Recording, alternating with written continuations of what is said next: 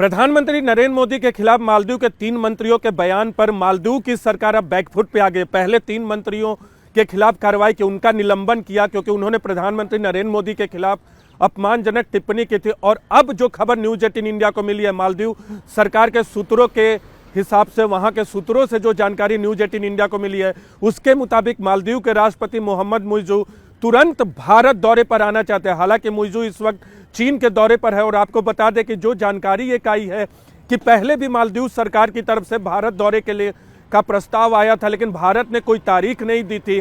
इससे पहले यानी पिछले साल नवंबर में सत्ता संभालने के बाद मोहम्मद मुइज़्ज़ू यूएई के दौरे पर जा चुके हैं, तुर्की के दौरे पर जा चुके हैं और अभी चीन के दौरे पर हैं। लेकिन इस संकट के बीच में मालदीव सरकार से जो हमें संकेत मिले, जो जानकारी मिली है कि तुरंत भारत दौरे पर आना चाहते हैं अपने चीन के दौरे को खत्म करने के बाद।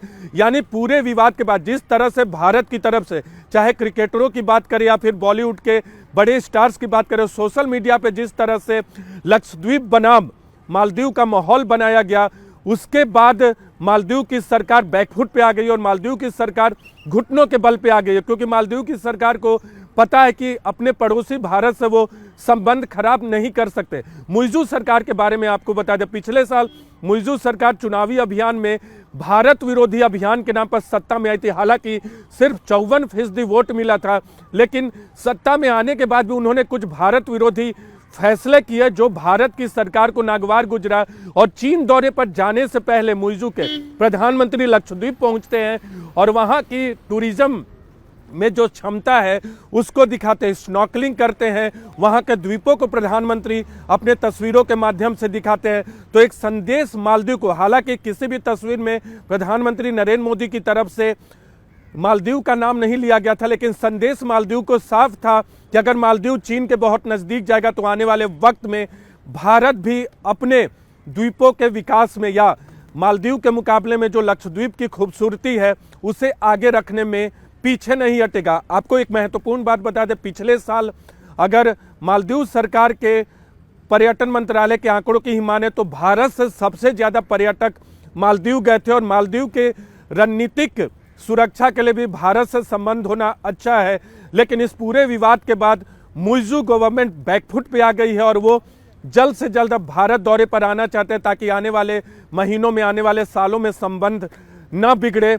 मुइज़्ज़ू गवर्नमेंट को इस बात का अंदाजा है कि भारत विरोध के नाम पे वो अपनी सत्ता नहीं चला सकते। और इस बीच वहाँ के विपक्ष ने भी उनके खिलाफ अविश्वास प्रस्ताव लाने की मुहिम जो है शुरू कर दी है।